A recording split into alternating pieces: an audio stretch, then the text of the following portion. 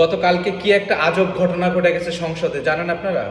না জানলে আপাতত স্পিকারের কথাটা শুনে আসেন, তারপরে আমি বিস্তারিত আলোচনা করতেছি। জাতীয় নাগরিক পার্টি এনসিপি তাদের কোনো আপত্তি নেই।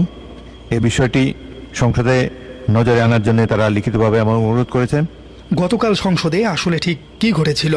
সংসদে মুক্তিযুদ্ধ বিষয়ক গতকালকে মুক্তিযুদ্ধ বিষয়ক মন্ত্রী একটা বিল উত্থাপন করে এবং সেই বিল পাশ করার জন্য সংসদে উত্থাপন করে। আর সেই বিলের মধ্যেই ছিল হচ্ছে রাজনীতির আসল চ্যাল। এই রাজনীতি কি ছিল সেই বিলের মধ্যে?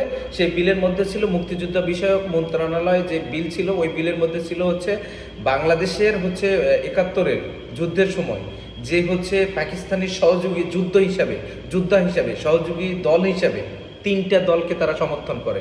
সেই তিনটা দল হচ্ছে, একটা হচ্ছে বাংলাদেশ জামাত ইসলাম, একটা হচ্ছে নিজাম ইসলাম, আর একটা হচ্ছে সেই সময়ের হচ্ছে মুসলিম লীগ। এই তিনটা দলকে পাকিস্তানের সহযোদ্ধা হিসাবে, অর্থাৎ বাংলাদেশে যেটাকে রাজাকার বলা হয়, সেই রাজাকার হিসাবে লিপিবদ্ধ করা হয় ওই বিলে।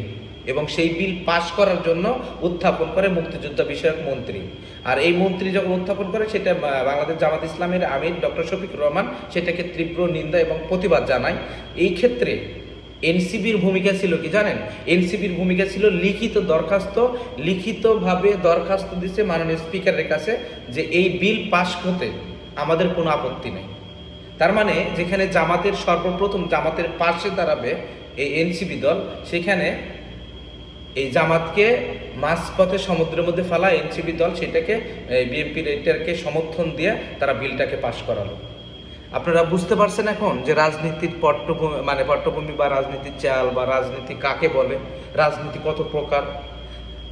বাংলাদেশ জামাত ইসলামকে সেই দলেই রাখলো, সেই দলে রেখায় আইন পাশ করলো। তার মানে আপনারা বুঝতে পারছেন বিষয়টা? বুঝেন নাই? এর থেকেও ভালো ক্লিয়ার করে বুঝাই দেবে, শুনে আসেন নিউজ।